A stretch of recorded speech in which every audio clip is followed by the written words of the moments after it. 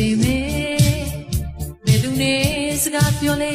ဘယ်လောက်များရင်းနှီးလဲစုံစမ်းလိုက်စစ်စစ်လိုက်လုံနေမဲတိတ်ချစ်ပါတယ်ဒီတယောက်ပဲချစ်ပြရစီကိုဝိုးကိုစစ်စိုးသွားလာဒီကောင်မလေးချစ်က